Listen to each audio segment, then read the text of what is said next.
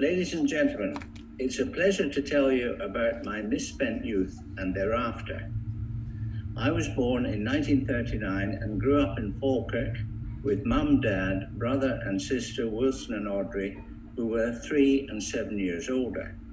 In those days, there was no television, but many cinemas, and Wilson and I became hooked on them. We went as often as possible and collected and kept the weekly programs, Picture Show and Picture Go, which you can see. We also got the annuals and many others. Gradually, I became interested also in the theatre and kept the programs. I was an autograph collector, so it was natural to have the programs signed, which meant many hours at stage doors. The actors were pleased to chat and sign the autographs. Here, for example, it's not looking forward.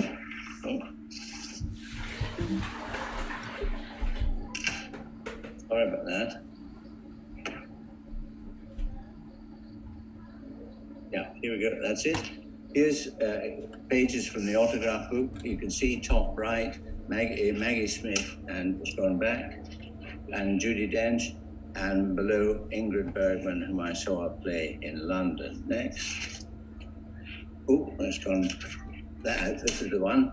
And here's a couple of signed programs from London. At the top, there's Rock Hudson in a two-hander musical called I Do, I Do, and James Stewart in his famous portrayal as Harvey on stage in London and also made into a film. This was before the days of selfies, which never appealed to me. So here is the next, here's the first of 2 selfies. This is David Knight, who was a rank star, and I was age 17, and this is a cinema in Falkirk, and he was in a film called Lost with Anna Page up there as well. Now, a spoiler alert is necessary. Throughout this evening, there will be much name dropping, including royalty. I trust you agree this is understandable considering the nature of the talk. I wrote letters to actors and actresses in the UK and Hollywood to request a signed photo, which usually arrived. Films were publicized by black and white and color stills, the so-called lobby cars, which adorned cinema foyers. I wrote to publicity departments of such companies as the rank organization British Lion Films, and they sent batches of stills and films. The American studios had offices in London around Wardour Street, and they sent many photographs. Here, for example, are stills from that wonderful film, The Bridge on the River Kwai, with Alec Guinness, Jack Hawkins, William Holden. And at the bottom, you can see the iconic photograph of the bridge just before it's being blown up. Here are some stills from Hollywood and British actresses. Kim Novak, top left, Sophia Loren, Audrey Hepburn, Diana Dawes, Virginia Maskell, and the lovely Kay Kendall, who sadly died prematurely of leukemia. As well as cinema and theatre memorabilia, I kept sports programs from football matches, rugby internationals, and golf tournaments. Being a Falkirk Bairn, I supported its football team, and in my lifetime, it has been in the Scottish Cup final 4 times. Here are the 4 souvenir programs, and you can see the ticket, the entrance ticket in the middle is from the first in 1957, cost 10 and 6. We've only won once, and that was against Kilmarnock in 1957 when I went with my father. Our last final was in 2015 against Inverness Caledonian Thistle, and I took Piers, my stepson, who is here tonight, and our grandson, Keir. I expanded the collection by visiting second-hand bookshops, antique shops, and fairs, and the best of the latter is the Antiques Fair at the Royal Highland Centre in Ingliston, which until COVID was 3 monthly. While Elizabeth looked for silver and porcelain, I hunted more down market. I'm grateful to many friends who gave me programs as well as, for example, Penny Housley, an earlier collection of Theatre World magazines, which I started buying in 1958. And here are some examples of early Theatre Worlds: Maggie Smith Top, Tommy Steele, Ingrid Bergman, and Michael Redgrave, etc. And here are some of the early bound Theatre Worlds, which in '66 became Plays and Players, and you can see bound programs from the National Theatre.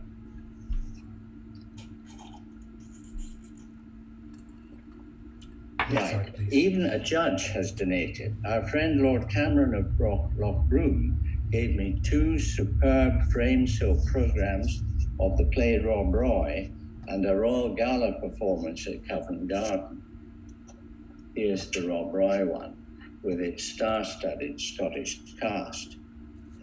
This was a gala performance marking the state visit of King Olaf of Norway to Edinburgh in 1962, and I remember standing in Princess Street to watch the procession.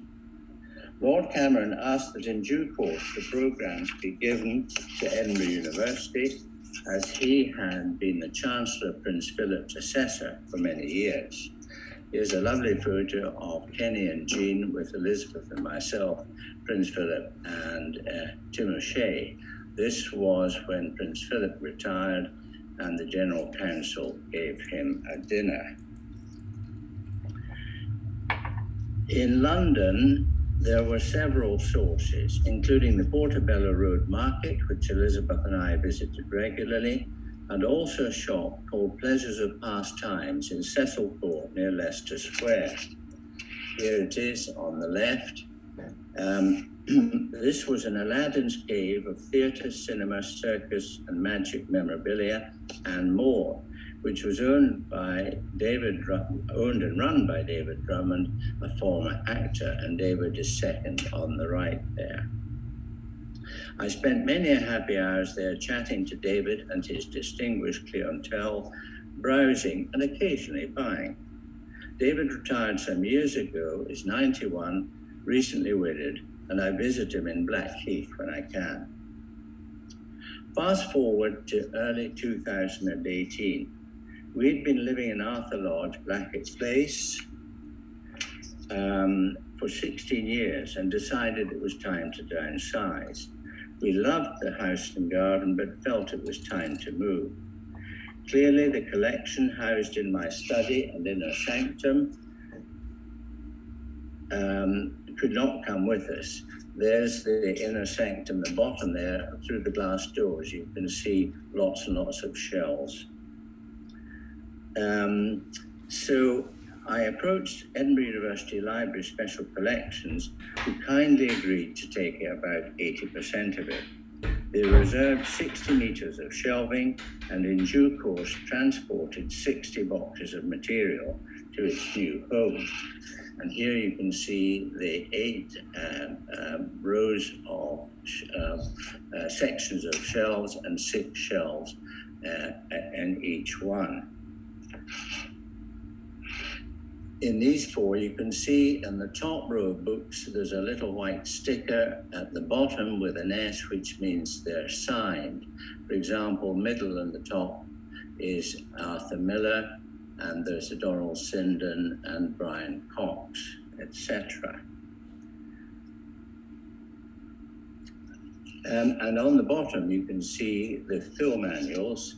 And here, for example, are the Morris Speed film reviews with Audrey Hepburn in My Fair Lady.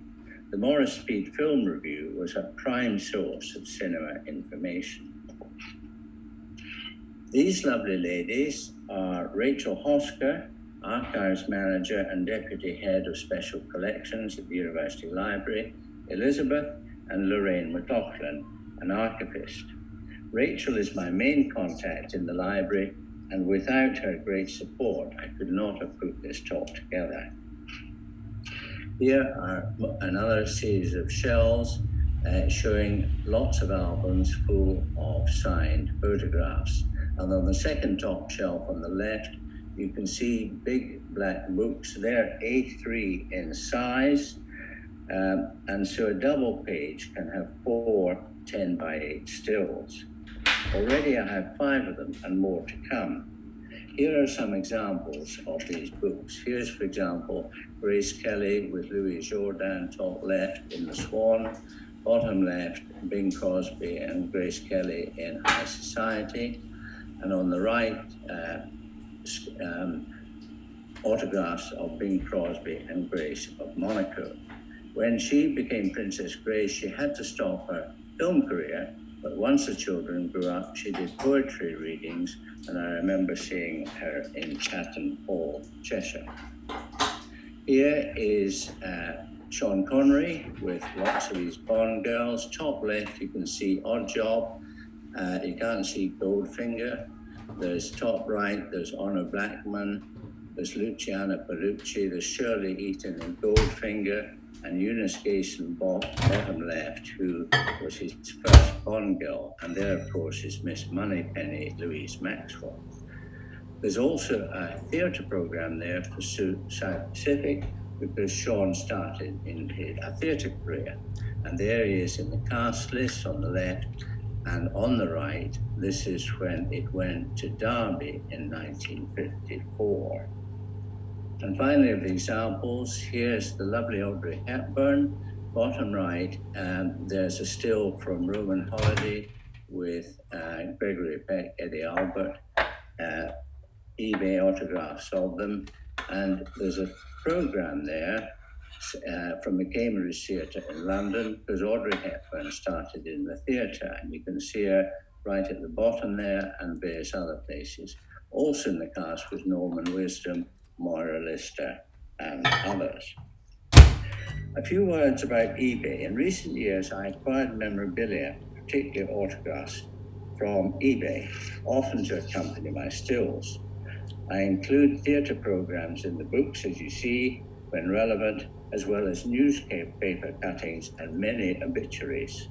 So these books contain a lot of interesting information.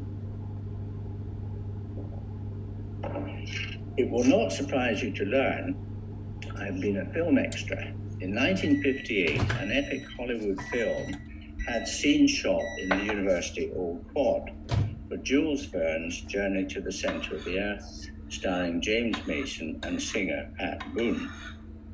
Mason played a university professor who discovers a document from a scientist claiming he'd found the way to the center of the Earth. So Mason takes his assistant, student Pat Boone, to investigate. So here are a couple of stills at the bottom. There's James Mason in the middle. And this is meant to represent the old anatomy theatre at the medical school, and the tartan jackets, the Scottish students. On the top, you can see Pat Boone singing to his love interest, Diane Baker, and guess what? It is My Love is Like a Red, Red Rose. And here's some filming in the Old Quad. At school in Edinburgh, I was a Scottish country and Highland dancer. At university, I continued the interest and joined the Royal Scottish Country Dance Society in the demonstration team. We performed for organisations having conferences in Edinburgh and on the BBC television programme The Kilt Is My Delight, which was an upmarket version of STV's White Heather Club. Here is the University Country Dance team on the Castle Esplanade, and we were the warm-up act for the crowning of the Charities Queen, Miss Elizabeth Scott. This is in '62, who 30 years later became my wife. Elizabeth and I have known each other since our Crieff Hydro days. Each summer, the Queen and Prince Philip stayed at Holyrood for their annual visit. And on the Saturday evening, there was a Scottish entertainment in the forecourt, as you can see. And you can see the New Haven Fisherwomen's Choir strongly represented. Our team was involved and danced for the royal party, and afterwards we were introduced. I was involved 2 years running. One of the many items I bought at Ingliston, one of the best ones, was Queen Victoria's superbly bound leaves from the journal of her life in the Highlands, 1848 to 1861. She signed it to the Countess of Fife, and I paid £100 for it. In 2005, the Scottish National Portrait Gallery had an exhibition about Victoria and Albert in Scotland, so I offered my book thinking the signed dedication would be of interest. Here it is. Oh, sorry, that's the book. That's the book. And there is the dedication to the Countess of Fife. They displayed the closed book, so the cover was of more interest than Victoria's signature. Sadly, I missed out on several items at Ingliston. There was a Beatles concert program priced £60, so I had to think about it. When I went back a few minutes later, it had been sold. Likewise, a signed copy of a Winston Churchill book was priced at £100. Stupidly, I hesitated, and when I went back, it was gone. Two items were there for many months, which I would have loved. They were very large, about 3 feet by 5 feet, framed, signed, separate portraits of the Queen and Prince Philip, which came from Edinburgh City Chambers, priced £750 for both. They were surplus to requirement, so a staff member was allowed to have them. 2 fairs later, they were still there at £450, but where could I hang and store them? So I reluctantly desisted, much to Elizabeth's relief. British Airways held a conference in 1961, and I was one of the team to entertain them. The evening went well, and it was announced we were invited on the inaugural flight of their new jet, the Comet, from Heathrow to Stockholm. Imagine my delight when told film star Jack Hawkins was guest of honor. So here we are, arriving at Schiphol Airport in Stockholm with Sister Anna carrying the banner. It was a memorable trip with us giving demonstrations at schools and town squares and lots of socializing. One evening, we asked Jack Hawkins to join us for a 5-couple each of reel, but he had no kilt, so he wore mine. And here he is in my kilt.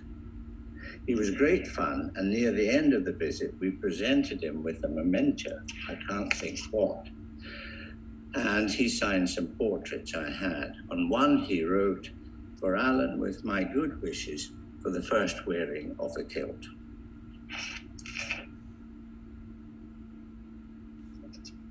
In our last summer break in 1962, I arranged a clerkship in Santa Barbara Cottage Hospital, California, because it was 100 miles north of Hollywood, and I had an aunt in Oakland, San Francisco.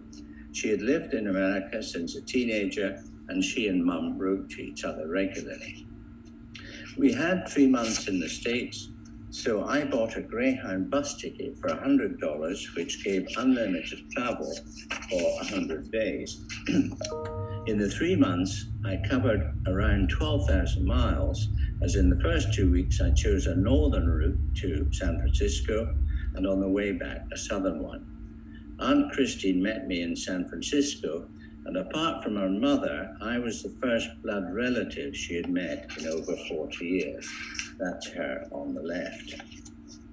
2 others in my year, Stuart Bell and Eleanor Hope, also chose Santa Barbara. We bought an old Studebaker car for $80 for local use and sold it the day we left for $80. I used the Greyhound bus for my regular trips to San Francisco and Los Angeles, where I saw 3 shows at the open-air Greek Theatre, which holds 5,000 people. The performers were Danny Kaye, Nat King Cole, and Maurice Chevalier, and I visited them backstage. There are their autographs. Nat King Cole was a baseball enthusiast, and in his dressing room, he had a radio and blackboard. As we chatted, he chalked up the match scores. I went to the Hollywood Bowl once, where the star was Sammy Davis Jr., and the support was the new folk group, Peter, Paul and Mary, whom I've admired ever since. I did not go backstage, but I caught up with the trio in Birmingham years later. I wanted to visit a film studio, and one of my Wardour Street contacts suggested I wrote articles for the student magazine, which I didn't. Thus, I was invited to Warner Brothers Studios for a tour and a press lunch with Tony Randall, whose films included Doris Day, Rock Hudson romantic comedies such as Pillow Talk. He was probably best known for the TV adaptation of The Odd Couple. There were about 20 journalists and a recent Miss Brazil at lunch, whom I joined sitting next to her. After lunch and a talk by the star, we were each invited to have a photo taken with them. So here it is. After my turn, I asked for one with Miss Brazil and Tony Randall. Here it is. The moral is, if you don't ask, you don't get. Here is a publicity still of Marilyn Monroe with Richard Widmark. On Sunday the 5th of August, I was staying with friends in LA who showed me the sights around Hollywood. At midday on the car radio news, it was announced that Marilyn Monroe, aged 36, had been found dead. It transpired later from a barbiturate overdose. What a shock, and to think it happened very near to where we were. You'll remember the Cuban Missile Crisis was that summer of '62, when World War III was a real possibility. I was having the best 3 months, so if the end was nigh, I was going out with a bang. How ironic now with Ukraine. Think Khrushchev in '62, think psychopath Putin now. I don't know how many theatre programs I have, but there are very many hundreds. And here are some examples. The Edinburgh Festival started in 1947, and on the left are the first 5 souvenir programs, which are now quite rare and collectible. Also here are some other examples, and the one which is particularly memorable on the top left is A Cat on the Hot Tin Roof. This was a National Theatre production, which Elizabeth and I saw at the King's Theatre, with a stellar cast of Lindsay Duncan, Ian Charlson, Alison Steadman, Barbara Lee Hunt, and Eric Porter as Big Daddy. 2 other memorable evenings of theatre in London in 1966 were Noel Coward's last plays, A Suite in 3 Keys. Here they are. These at the bottom of the 2 programs. There was a double bill on the left and a full-length play, A Song at Twilight. And on top left, you can see the eBay autographs of them and the curtain call with Noel Coward, Lily Palmer, Irene Worth, and Sean Barrett. The plays got good reviews, and Coward wanted to transfer them to Broadway, but he couldn't because of failing health. He had arteriosclerosis from heavy smoking and bouts of memory loss. He was knighted in 1970, died in '73, age 73. Rachel asked me if I knew what my oldest program was, so I showed her a black book with all the old playbills. The one on the left, King Henry VIII, is from Jacob's Well Theatre, Bristol. It is undated, but I think it's around 1755. The other from the Theatre Royal Covent Garden is wrongly hand-dated at 1767, as Mrs. Woffington in it died earlier than that. Both these plays have a Mr. Arthur in the cast. Peg Woffington, in the play on the right, a famous actress of the time. Here she is. She was born in Dublin in 1720 in humble circumstances. At the age of 10 was a street singer, then joined a theatre troupe. At age 18, she had a success as Ophelia, and by 1742 in London, she played Cordelia to David Garrick's King Lear, and they had an affair. She styled herself Mrs. Woffington, but never married, and she moved on to other lovers. Despite being acclaimed as the best Irish actress of the 18th century and the handsomest woman on stage, she had bitter rivalries with such actresses as Kitty Clive and she stabbed Mrs. Bellamy on stage. She had a stroke in 1757, died 3 years later, and was buried in Teddington, where she lived. Here we have a playbill dated 1754, and the cast includes Mr. Barry, Mr. Ridout, who was in the Woffington play, and Miss Bellamy, probably the same lady stabbed by Peg Woffington. Spranger Barry was born in Dublin in 1719, and after early successes there, he triumphed in London as Othello and then alternated Romeo with Gary. It is said Barry was the better Romeo. He died in 1777 and is buried in Westminster Abbey. Here are two Edinburgh playbills from the Theatre Royal. The George Herrick play on the left is dated 1825, and Edmund Kean's King Richard III, 1827. This theatre was in Shakespeare Square at the east end of Princes Street. It was demolished in 1859 to make way for the GPO building, now Waverley Gate. Now some sporting reminiscences. Mum and Dad were members of Glenbervie Golf Club, Larbert, so I started aged 8 or 9 and had lessons from John Panton, a very well-known and popular professional who played in 3 Ryder Cups and won the World Seniors Match Play Championship, beating Sam Snead in the final. John was a teetotaler, and his other claim to fame is the drink, the John Panton Special. Here it is, signed. This is ginger beer and lime, which is still popular in many golf clubs. The British Open Championship is regularly played at Muirfield. I'm a member, and in 1972, it was won there by Mexican Lee Trevino. A friend of mine, John Sheriff, was stewarding at the 18th green on the final day. And when Trevino won, here he is, John was clearly seen behind the champion, but not in this photo. At the next Open at Muirfield, I was chatting to a sad John as he tried and failed for 3 days to find Trevino to get the photo signed, and he now had to go back to London. I reassured him that being an expert, I would get it signed, and I did. I was in the clubhouse washroom where Lee was, and he signed the photo. So I phoned John to tell him the good and bad news.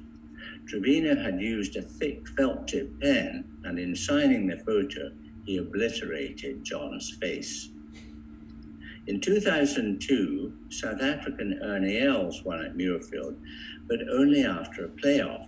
At the short 16th, he took 5 instead of a par 3. He won the playoff. Here he is.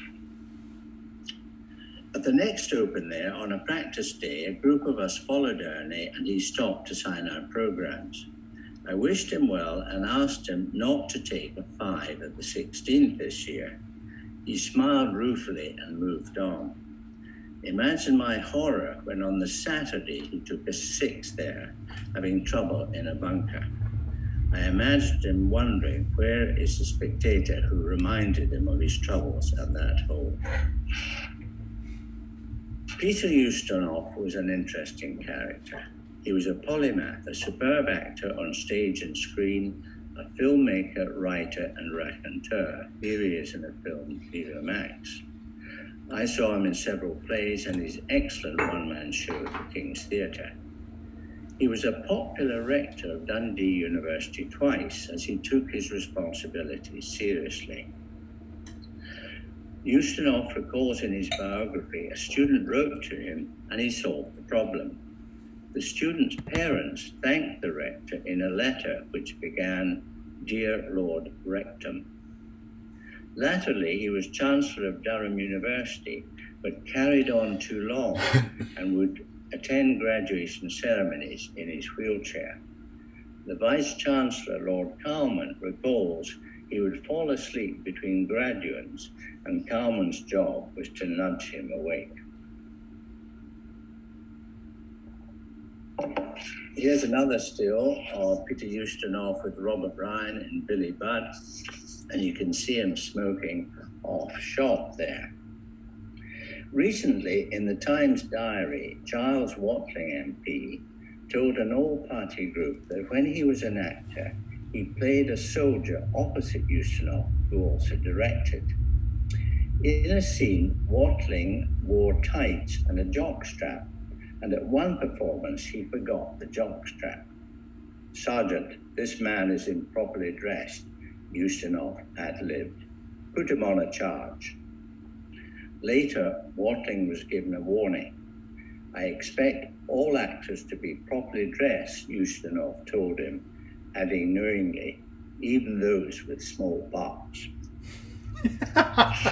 Here is the lovely Joan Collins. I've seen her on stage in an old car play in London. She got terrible reviews. A one-woman show at the Usher Hall in 2006, and the pantomime Dick Whittington in Birmingham 2011. Backstage, she confirmed what I'd long thought was still on the right is an early one of her. You may wonder what the connection is between my sword dance and Marlene Dietrich. At the 1964 Edinburgh Festival, Marlene performed her one-woman show late night at the Lyceum, which I enjoyed, and she sang my program. She was staying at the George Hotel, which put on a Scottish entertainment called A Nicht Ut in Old Ricky, and I was part of the show. One evening, she watched it while dining. On another evening, Clear Lane, the jazz singer married to Johnny Dankworth, was in the audience.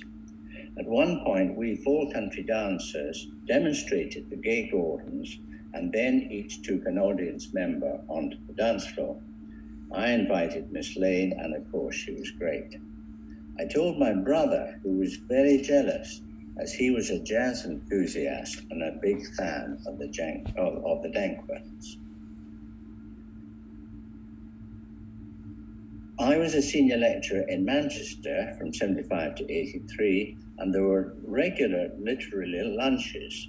And at one, the British film star who settled in the States, Stuart Granger, was on a book tour. He was in many great squashbuckling films like The Prisoner of Zenda, with the glorious Deborah Kerr, originally from Helensburgh. Also Scaramouche, with this star-studded cast. And there was a marvelous sword fight in this between Stuart Granger and Mel Ferrer, which went on for 7 minutes. When Stuart Granger signed my book, I mentioned these films, and he mentioned them in the dedication. Here's an interesting still of Richard Todd with Bette Davis in The Virgin Queen. You can see that Richard Todd is smoking a cigarette out of shot, as did Ustinov in Billy Budd. In this hobby, one becomes quite an expert in handwriting. When I acquired this signed photo of Bette Davis and its large addressed envelope, I realized Miss Davis had also addressed the envelope to the participant. You can't see it, or you may be able to. Roy in the signed photo, and the envelope is exactly the same writing. This is dedication to one's fans. There were problems requesting signed photos from Hollywood. For example, the signature may be printed, or it was in ink but signed by a secretary. This blue ink signature of Elizabeth Taylor on the left was sent in the 50s, and I acquired the second one more recently, which is her real signature. So the left one was signed by a secretary, which I did not realize for several decades. Debbie Reynolds' most famous role was in Singing in the Rain with Gene Kelly and Donald O'Connor. This signature is clearly printed, and in 2010, Debbie brought her show to London. Afterwards, I mentioned her studio had sent me the photo 50 years ago, so she signed it 50 years ago, Debbie. Touring plays come to Edinburgh recently, and one was Ruth Rendell's Judgment in Stone, with a cast including Shirley Ann Field. And here you see Miss Field in the flyer, and she's had significant plastic surgery. She was a big star in the 60s and 70s, having acted, amongst others, with Albert Finney in Saturday Night and Sunday Morning, and Laurence Olivier in John Osborne's The Entertainer. After the show, I met her, and she was a little strange and confused, but like my stills, one of which she kept, as she had forgotten about it. She signed the other one on the left, and the newspaper cutting with Albert Finney in its plastic folder, which she hadn't realized, so she signed the plastic folder. Nicholas Parsons was an actor and, of course, was chairman of BBC Radio 4's Just a Minute. I've had this still of him with Ian Carmichael forever. 60 years later, he had his annual chat show at the Festival Pleasance Fringe and signed the photo. I got him just in time. He died in 2020, aged 96. Last December, Hayley Mills came to Edinburgh for a lunch to promote her recent memoir, Forever Young. And here's the signed book, which covered her early British films of Tiger Bay with Father John Mills, Whistle Down the Wind with Alan Bates, and her 7-year contract with Walt Disney with such films as Pollyanna and The Parent Trap. Her biography was a good and very interesting read and well written, understandably, as her mother, Mary Haley Bell, was a writer and wrote the novel and screenplay Whistle Down the Wind. Haley and her son Crispian gave a talk and then did the book signing. And here's the other selfie, thanks to Tim Jackson, me showing Haley the stills. And the last still, this shows on the bottom 2 stills signed from Tiger Bay, and top left, there are 3 generations of the Mills family. John Mills playing the trumpet in a film called It's Great to Be Young, and it's signed by Hayley Mills, his daughter, and grandson, Crispian. Time to stop. I hope you've found the talk of interest. Once again, many thanks to Rachel and the team at the Library Special Collections, and a very, very big thank you to our good friend Terence Blundell for his infinite patience in putting this PowerPoint together. At one point, I totally lost all the slides. Thanks also to Ruhi and Ailsa and Richard for their technical help and hospitality tonight. And finally, to Elizabeth for her great patience these last few months while I put this talk together. Thank you.